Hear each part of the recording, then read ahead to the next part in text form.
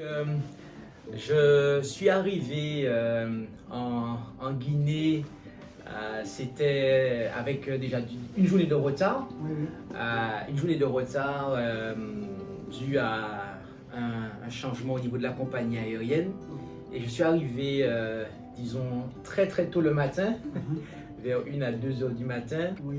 Et il a fallu, on s'est rendu après au lieu où se passait le séminaire. Il y a une chambre que tu as louée, tu as préparé les choses, etc. Tu es venu me chercher à l'aéroport. Et en fait, il y a quelque chose qui s'est passé. Déjà, le séjour a commencé d'une façon assez particulière. C'est qu'en fait, les gens n'ont pas répondu en fait, à l'appel. Bon, avant de venir là-bas, à ce niveau, d'abord, il faut dire que je me suis déplacé depuis le sud du pays, quelques jours avant. Donc, de la ville de Lola. De la ville de Lola. D'accord. Et je suis arrivé là-bas au lieu de la rencontre, où j'ai pris une chambre de passage et je louais avant votre arrivée. Mais avant tout ça, on avait un beau monde que nous avions sur un groupe WhatsApp. C'est à travers ce groupe-là que je pressais le message. Et je les ai contactés. Ce sont des amis, des anciens amis, des amis de classe, des connaissances que j'ai mis en place pour annoncer la parole de Dieu. Ceux qui avaient accepté le message, et j'étais à 1000 km, c'est à 1000 km. Je suis à plus de 1000 km de la capitale. Ah ouais, c'est vraiment dans le sud du pays. Voilà, donc je parlais avec eux pour qu'ils puissent au moins trouver un endroit où se réunir. Et le contexte était qu'ils se réunissent dans le garage de l'ingénieur que vous avez vu là. D'accord. Voilà, dans le garage de l'ingénieur. Mais chaque fois, je parlais de la venue du pasteur Christophe, que nous allons vraiment passer là-bas, parce que c'était prévu que quand le pasteur Christophe arrive, qu'on se rende au sud. Mais avec les recherches, on a vu que l'aérodrome des Zéro-Corée n'était pas en tout cas fréquenté par les avions. Oui, c'est ça. C'est-à-dire qu'en fait, je ne pouvais pas, par avion, me rendre en fait dans le sud du pays, là où tu habites et là où se trouvent les deux congrégations locales, donc celle de Lola et de Zougueta. En fait. Donc du coup, pour des raisons justement logistiques, donc par rapport à l'avion et d'autres, en fait, on a dû rester à Conakry et donc du coup, tu es venu à Conakry pour qu'on fasse le séminaire à Conakry. Voilà. Donc, c'est ce qui a joué un peu sur l'aspect que vous venez de toucher. Il n'y avait pas du monde, puisque je n'étais pas là, dans la ville de Conakry. Tu n'es pas originaire de Conakry, tu ne vis pas à Conakry. Je ne vis pas à Conakry, bien que ce soit notre capitale, je connais ici, mais je ne vis pas ici. Voilà, donc je suis arrivé quelques jours avant pour pouvoir maintenant les contacter et leur dire que effectivement le pasteur n'ira plus en forêt, mais il restera ici. Je les ai dit déjà par WhatsApp, ils le savaient depuis longtemps, depuis des mois, ils le savaient. Mais malheureusement, quand je suis arrivé, les gens sont venus me saluer et ils ont dit qu'ils vont venir à la rencontre. En tout cas, il n'y a pas eu un déplacement le premier jour. Et donc, du coup, c'est déjà arrivé à ce stade-là, le sabbat, j'étais très découragé. Voilà. Et il a fallu que je partage les expériences avec vous. Parce qu'il faut dire qu'en amont, j'ai au moins 25 ans de carrière dans l'évangélisation et les sorties missionnaires. Donc du coup, tu étais en fait pasteur dans une église évangélique. Voilà, une église évangélique. Et je suis venu aussi à l'église adventiste où j'ai fait 10 ans dans le ministère personnel, l'évangélisation avec le projet Gospel Outreach. Outreach, ok. Voilà, le projet Gospel Outreach des États-Unis d'abord, puis du Canada. Et avant d'être autonome et finalement de découvrir l'église ASJAS de 1889. Donc, j'ai saisi l'occasion pour partager mes expériences. C'est là que je vous ai dit, bon, quand les gens ne sont pas venus, je dis non, mais il faut mettre tout le paquet. Parce que même s'ils ne sont pas venus, il y a un missionnaire qui est allé en mission. Il a prêché la parole de Dieu, il a tout fait, mais les gens n'ont pas accepté. Il s'est fâché, il a jeté les pamphlets, il a jeté les brochures et il est parti. Quand il est parti, les gens ont commencé à ramasser les brochures et se sont convertis après lui en 10 ans. C'est ça. Donc c'est là-bas que, parce qu'on disait maintenant qu'on allait annuler, j'ai dit non, n'annulons pas. Même si vous vous déplacez pour moi seul, moi je suis là. C'est ça. Vous vous déplacez pour moi seul. Enfin, il y a un monde qui vous attend de l'autre côté, mais on ne peut pas aller là-bas maintenant. Mais si vous me confiez tout, de toute façon, ils seront connectés, ils vont nous suivre. Donc, ce qu'on a décidé à ce moment-là, donc ça m'a redonné courage. Donc, Dieu s'est servi de toi pour me donner du courage en ce sens-là. Et donc, c'est que d'abord, quand on est resté à Conakry.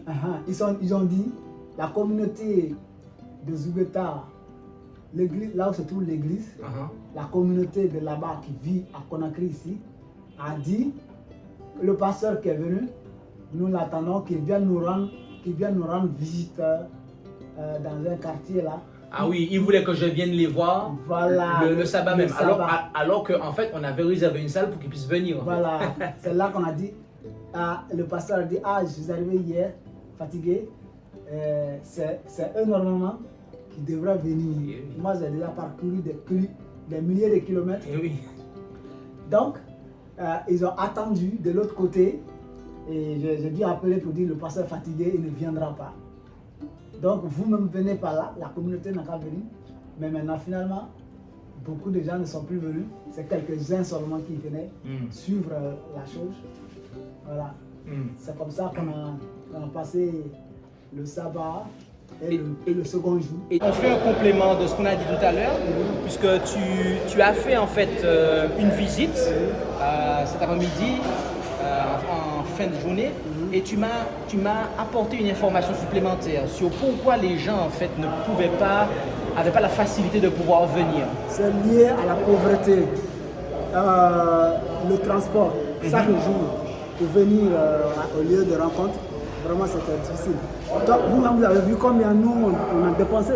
On dépensait pour aller là-bas. Effectivement. Le transport, on a vu que le transport était excessivement élevé et tout le monde ne pouvait pas venir. Donc, c'est pourquoi on a vu un grand nombre de personnes qui suivaient à la maison. D'accord. Qui préféraient suivre ça à la maison que de venir chaque soir payer le transport aller-retour. Les quartiers sont très très éloignés du lieu. On a choisi le milieu, mais malgré tout ça, c'était seulement quelques-uns qui venaient à cause du transport. Voilà. C'était l'une des raisons principales. Il y en a qui voulaient venir, mais ils ne pouvaient pas. Voilà. Sauf que cet après-midi, maintenant, je vais visiter certaines personnes. Ok, très bien. Très bien. Après de parler du second jour, donc ce qui a été décidé, c'est que j'avais réservé un studio dans lequel nous sommes, d'accord, parce qu'il me fallait réserver ce studio pour avoir le visa, voilà. Donc, et il a été décidé que du coup, on dorme dans ce studio-là, en fait, voilà, puisqu'il y avait une chambre que tu avais réservée. Et du coup, il y a quasiment quoi, en taxi, en moto-taxi, il y a 30 minutes de route, 40 minutes de route pour aller à la salle. On a fait beaucoup de dépenses dans ces domaines. Concernant les déplacements, et quelquefois même on a payé les déplacements des gens qui venaient, quelques jeunes, par exemple, la personne qui discutait beaucoup avec nous sur la dîme, et ses frères aussi qui venaient de l'autre côté. Quelquefois, ils appelaient pour dire qu'ils viennent, mais ils n'ont pas de transport. Quelquefois, je leur disais de venir seulement. S'ils viennent, on va voir les époux. C'est comme ça que je les réglais un peu chaque fois qu'ils venaient. Et on a fait beaucoup de trajets pour aller. Des fois, on est en retard. Quand on est en retard, on est obligé de payer cher pour aller vite. De prendre autre chose. C'est tel que les motos à 2 roues. Ah ouais. Quand tu prends les motos à 2 roues, c'est l'Afrique ça. Tu payes cher. Les motos. Tu vas un peu plus vite. Il y avait 3 moyens de déplacement. Le taxi, les taxis, voitures, mototaxi, les motos tricycles, ouais. Et puis les motos 2 roues.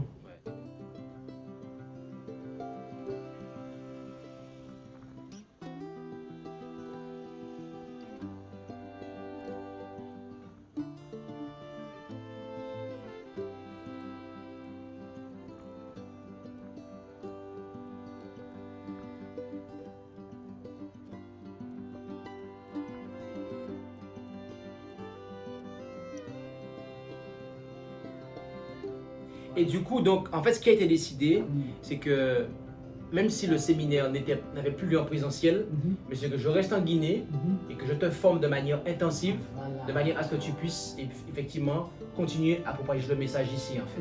Et donc, du coup, c'est ce qu'on a fait. Je suis resté en Guinée, j'étais formé de manière intensive, mais on a quand même fait le séminaire.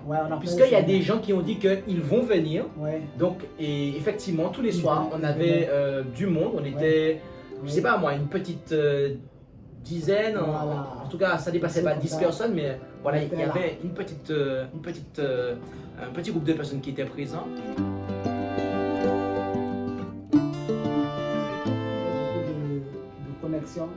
Et il y avait effectivement, on diffusait effectivement par internet, donc ce qui permettait que ceux de Lola puissent suivre.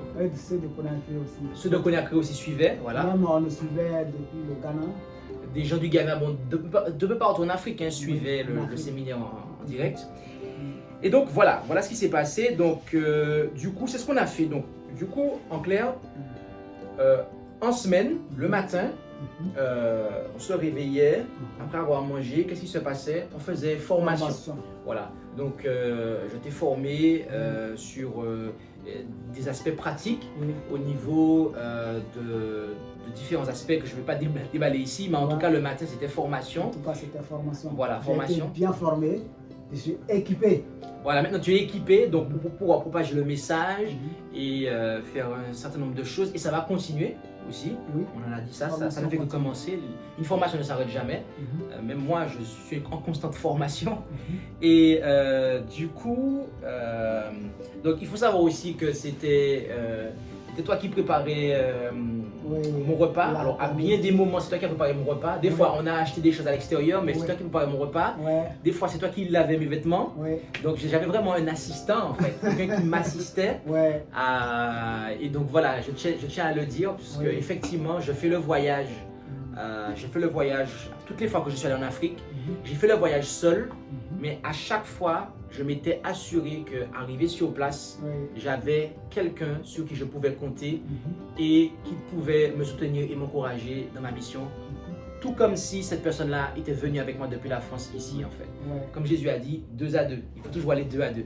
Donc quand je viens dans un pays, notamment en Afrique, je m'assure toujours d'avoir quelqu'un avec qui il y a une affinité spirituelle et un soutien qui pourra m'aider dans la mission ici. Donc ça a été le cas. Et du coup, au niveau de la semaine, est-ce qu'il y a quelque chose qu'il faudrait souligner, rapporter de ce qui s'est passé? Donc, tous les soirs, effectivement, il y avait séminaire. Le matin, information, le soir, séminaire. Et est-ce qu'il y a quelque chose que tu as retenu, qui t'a interpellé, quelque chose que moi-même j'aurais oublié de signaler? Oui, il y a eu des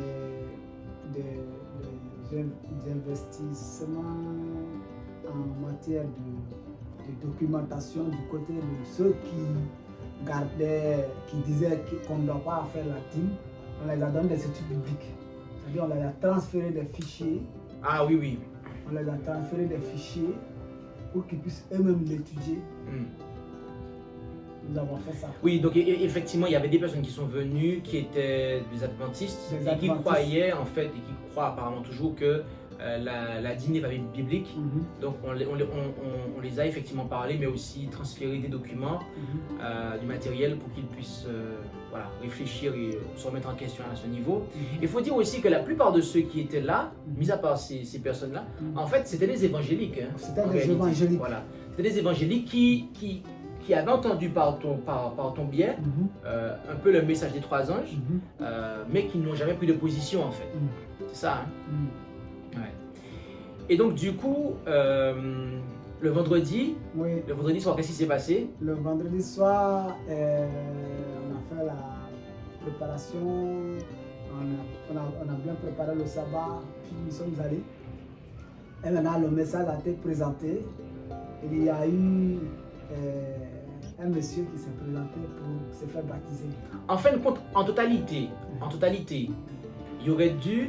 on aurait dû avoir 3 baptêmes. 3 baptêmes. Voilà, 3 baptêmes. Mais ce qui s'est passé, c'est qu'il n'y en a eu qu'un seul. Oui. C'était moi-même. Ton baptême. C'était mon baptême.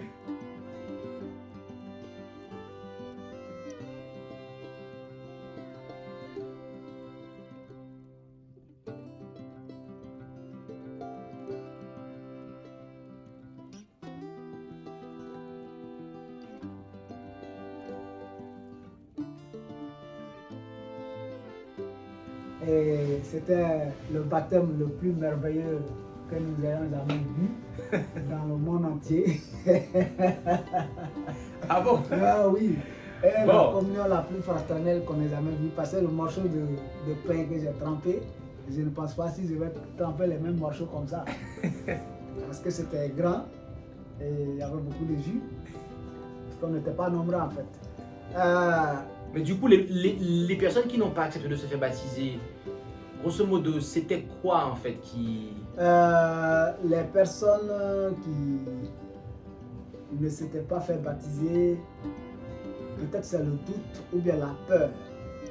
Parce qu'ils se sont engagés et ils ont dit qu'ils veulent. Ils sont partis à la maison, mais le lendemain, ils ont placé des arguments pour ne pas revenir. C'est ça. Pour ne pas se faire baptiser. C'est ça. Pour ne pas se faire baptiser. Et moi-même, j'avais donné l'exemple. J'ai été le premier, je me suis levé, j'ai dit, bon, j'ai exhorté tout le monde à faire la même chose. Et quand même à réfléchir, à le faire. Et d'autres, une personne s'est jointe, elle a même lu les engagements. Mais le matin, il a passé des arguments. Je ne sais pas si c'était des arguments parce qu'il a appelé pour dire que sa femme est malade. Elle allait trouver sa femme la nuit malade. Bon, moi je ne sais pas. Mais quand même, de toutes les façons, je me suis fait baptiser. Et c'est ce qui est intéressant. Amen. Et donc, du coup, là, nous sommes à l'heure où on fait cet enregistrement, nous sommes le dimanche, donc je pars là dans quelques heures là. Du coup, c'est quoi la suite après mon départ? Donc, est-ce que tu peux nous expliquer ce que tu vas faire? Après votre départ, ce que j'attendais, c'est cette formation-là qui va débuter, qui a débuté presque. Je serai toujours formé. Mais après votre départ, sachez que, comme je l'ai dit hier, d'abord, je quitte demain ici. Et le vendredi soir, le vendredi prochain, je commence à restituer ce que vous avez présenté, puisque j'ai ici un vidéoprojecteur que Olivier du Canada. Olivier du On salue d'ailleurs. Salut cher Olivier si tu regardes. Voilà, donc je profite pour lui montrer. Oui, les frères du Canada un ou des frères du Canada ont fait une donation pour qu'ils puissent avoir un rétroprojecteur. Voilà, un frère du Canada a envoyé de l'argent pour payer ça. C'est un beau rétroprojecteur. Voilà. Donc du coup, avec ça, tu pourras retransmettre le message. Donc, je vais faire ça, un grand écran. Voilà. Sachant qu'en fait, on a enregistré toutes les présentations et qu'elles sont déjà sur le compte YouTube. Donc, il y a déjà le compte YouTube de l'Église de Guinée qui est déjà publié avec toutes les vidéos dessus. Ok. Voilà. Donc, je fais passer un peu, j'arrête, j'interprète dans la langue et ça va me prendre 22 jours. 22 jours pour tout représenter dans le dialecte local. Voilà, parce que je vais faire ça dans une église locale durant 12 jours et aller dans une autre église locale durant 12 jours. Ah ouais. Ça va faire 24 jours. 24 jours. 24 jours. Et après tout, ça sera le baptême. Et après, tu vas inviter les gens à pouvoir décider. Se décider. Et en tant que missionnaire, tu auras effectivement la charge de les baptiser. Voilà. Parce qu'il n'y aura pas de ministre sur place. D'accord. Et ensuite, ce sera maintenant les vigiles. Ça sera les autres. Ça sera la création d'autres groupes, des formations, pour aussi d'autres leaders. Pour que nous ayons. Parce que nous avons le projet d'élargir les groupes. Élargir les groupes durant l'année 2024. Et ça sera un travail intensif que je vais faire presque en plein temps pour pouvoir, sauf que je prends quelques temps pour aller faire des activités pour moi-même, pour pouvoir me soutenir, mais ça c'est 30%, et les 70% ça sera entièrement consacré pour faire avancer le travail. Pour faire avancer le travail. Et effectivement, quand il y aura un leader qui sera prêt pour assumer la charge au niveau local de l'église de Lola, parce que toi tu es à Lola, c'est ça? Il y a deux quartiers de Lola qui se réunissent à un seul endroit. Voilà. Il y a un à Zougueta. Donc il y a normalement 3 groupes. 3 groupes. Et bien quand il y aura quelqu'un qui pourra, on va dire un ancien, toi tu pourras peut-être revenir à Conakry pour reprendre le travail, le terminer. Voilà, je reviens ici. Tu as une communauté ici. Et il y a aussi d'autres personnes qui sont, bon, les gens que je contacte, seulement comme je ne suis pas là-bas, je leur dis de se réunir. Par exemple à Bamako, au Mali ici, il y a des gens. Et à Dakar, au Sénégal. Voilà. À Abidjan, en Côte d'Ivoire.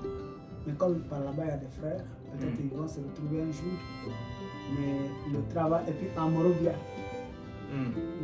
Bah, en tout cas, moi j'ai prévu effectivement d'aller en Côte d'Ivoire et au Cameroun et au Bénin. C'est les 3 pays d'Afrique qui étaient sur ma liste. Mais je ne sais pas si je pourrais y aller. Donc bien évidemment, il faut comprendre que les frères qui ont été, on va dire, commissionnés en Afrique, donc que ce soit au Gabon, que ce soit en RDC, que ce soit au Togo ou même ici en Guinée, eh bien il se pourrait, je dis bien, que si vraiment je ne peux pas revenir en Afrique, que vous ayez justement à traverser les frontières pour aller présenter le message et puis baptiser les personnes qui attendent d'être baptisées déjà. Parce qu'il y a des personnes qui attendent d'être baptisées, que ce soit au Cameroun, que ce soit en Côte d'Ivoire, que ce soit au Bénin. C'est bien possible. C'est bien possible parce qu'on est équipé pour ça, formé pour ça.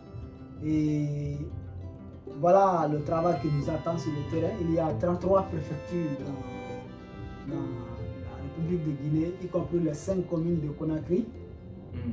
Et notre plan, c'est que nous ayons au moins des représentations dans chaque préfecture et dans les communes de Conakry dans l'avenir. Et c'est ça notre plan. Il faut que nous ayons des implantations d'églises un peu partout ici, à l'intérieur de ce pays et dans les pays d'alentour. C'est ça. Voilà. Notamment le Mali, le Burkina, dans le Sahel. Ici dans le Sahel, il faudrait qu'il y ait des églises. Depuis la Côte d'Ivoire, Burkina, Togo, Bénin, jusqu'au Niger. Voilà. Eh bien, c'est un beau travail.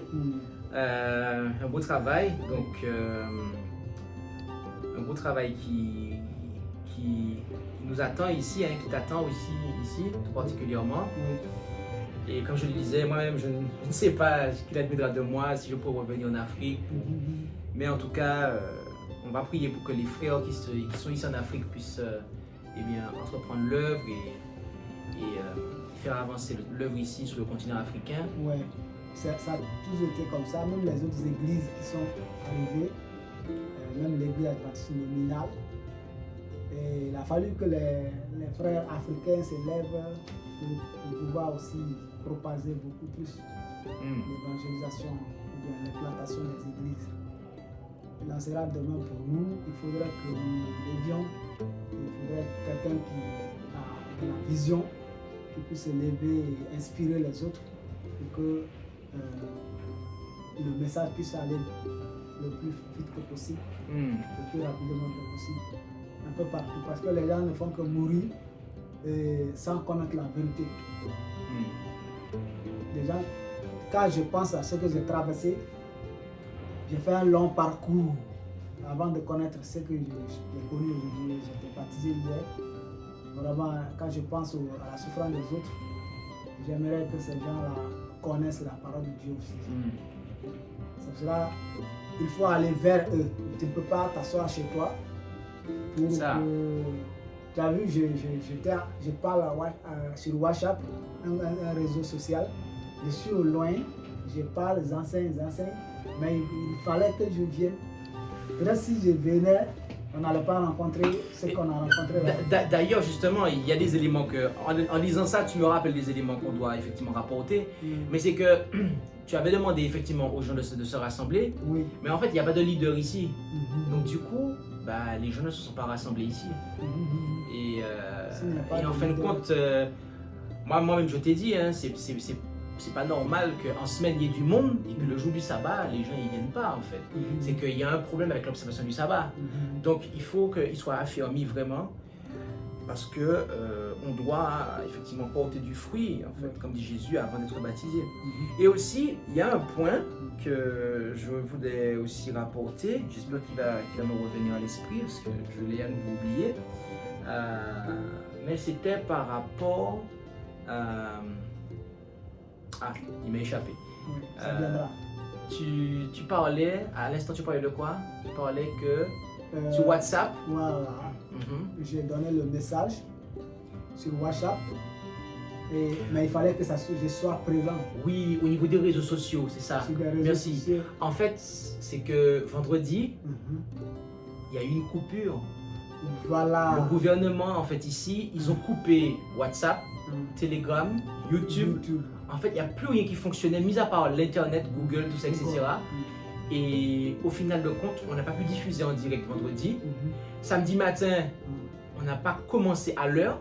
Et c'est après que quelqu'un nous a partagé quelque chose qui nous a permis de contourner la censure en fait que le gouvernement impose dans tout le pays.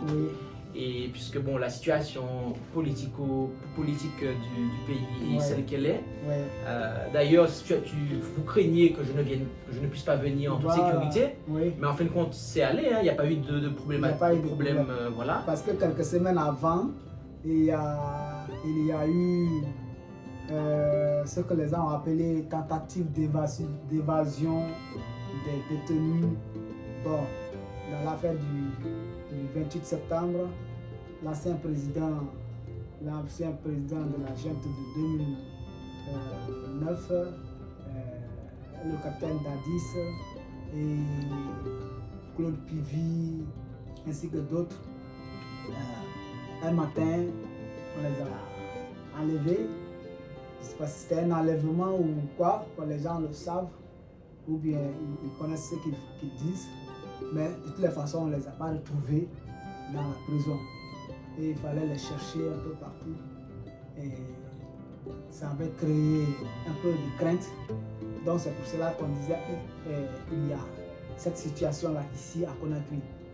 Donc dans ces conditions, est-ce qu'on pourrait tenir notre campagne d'évangélisation? Est-ce qu'on ne pourrait pas aller directement en forêt? Mais on avait vu aussi qu'aller en forêt, quand je dis forêt, c'est une région. C'est à Lola en fait. Voilà. D'ailleurs, au passage, Lola, pour y aller, c'est en voiture. C'est en voiture. Et il faut quasiment toute la journée pour y aller. Il faut 24 heures. Pour 24 heures. Hein. Voilà, donc c'est cher aussi. Donc ça allait coûter énormément. Et la trésorerie m'a dit non, c'est pas possible. C'est pas possible, ça allait coûter énormément. Ça allait coûter vraiment. Donc c'est pour cela qu'on est resté ici. Et ça aurait fait le prix de billet d'avion en fait. Encore. Voilà, quand nous sommes venus, Et la situation était calme. Chacun circulait. En aucun cas, personne ne nous a arrêtés pour dire qu'est-ce que vous faites. Non, c'était vraiment tranquille. Hein. On est tranquille. Pourtant, il y avait des chars, des militaires, tout ça. Tout à l'heure, on a dépassé les chars pour aller sans manger, problème, sans problème. pour aller au resto. Et on a dépassé la garde de la porte de Kaloum. Ouais. Parce qu'on est ici à Kamayen, à Conakry. Kamayen, c'est à la porte de Kaloum, au pont 8 novembre. Et nous sommes là en sécurité. On n'a rien eu. La campagne, le séminaire s'est bien tenu. Du côté de la sécurité, on était tous ensemble. Oui, parce que je m'étais engagé en disant que oui, si vous venez, je serai toujours à vos côtés. Et c'est ce qu'on a fait. J'ai gardé l'œil sur vous comme un garde-corps partout où on partait. Partout où on partait, et on a fait beaucoup de va-et-vient dans la ville. Ah oui. Et ça a beaucoup touché notre budget, mais quand même ça s'est bien passé. Et il faut dire que ce pays-là, c'est un pays de paix quand même. Les choses qui se passent ailleurs et que ça devient un grand problème, ici ça peut se passer comme ça. Parce que les gens d'ici se comprennent. On cherche la nourriture, chacun cherche sa nourriture. Donc, créer des faux problèmes pour plusieurs jours, personne ne veut ça. Donc, c'est pour cela qu'on vit paisiblement ici. Le pays est vraiment multiculturel. Il y a l'acceptation dans le pays. On va voir que l'islam et les chrétiens ils cohabitent, ils vivent ensemble. Ici d'ailleurs, quand c'est les jours de fête des chrétiens, tu vas voir les musulmans qui se manifestent. Si c'est le jour de fête des musulmans, tu vas voir encore des chrétiens, les chrétiens nominaux en fait, qui s'agitent aussi de l'autre côté. Voilà. Je ne parle pas de ceux qui sont sortis de Babylone. Mais ce qui se passe dans ce pays, c'est un climat de paix, un climat de cohésion sociale qui est là. Donc, c'est un aspect qui permet aussi de diffuser l'évangile. Parce que s'il y a la paix dans le pays, vous pouvez mieux faire les choses. C'est ça, c'est ça. Mais gloire à Dieu pour ça, parce qu'effectivement, j'ai pu venir. Hein. Mon voyage n'a pas été annulé parce que c'était pas problématique. Hein. Le gouvernement français ne m'a pas interdit de venir. Oui. Donc, gloire à Dieu. Et il faut signaler que, je vais revenir un peu en arrière. Je suis venu vous attendre à l'aéroport jusqu'à 1h du matin. Ah ouais. J'étais là, j'ai attendu. Et il était prévu que nous venions en grand nombre, mais vu que l'heure était reculée, tout le monde ne pouvait pas venir. Tout le monde ne pouvait pas venir et je suis venu seul. Et c'est dans ce cadre-là qu'on avait déplacé une voiture, parce que là-bas, à l'aéroport, les heures tardives comme ça, il faut déplacer une voiture. Une voiture, ouais. Et c'était cher aussi. Donc ce soir-là, on part en moto, mais ça va être bon. Parce que ça va être 22h. Ça va être 22h. On va aller à moto. Et ça va être... Et après tu reviens tranquillement. Après je reviens. Okay. Demain je puisse partir. Mais je reste en contact avec ceux avec qui nous avons étudié. Pour toujours voir dans quelle mesure on peut encore revenir avec eux. Mais c'est prévu que je revienne ici. C'est prévu que je revienne les voir.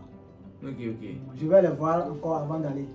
Avant d'aller, nous allons parler avec eux et nous allons nous parler quand même franchement pour voir les faisabilités.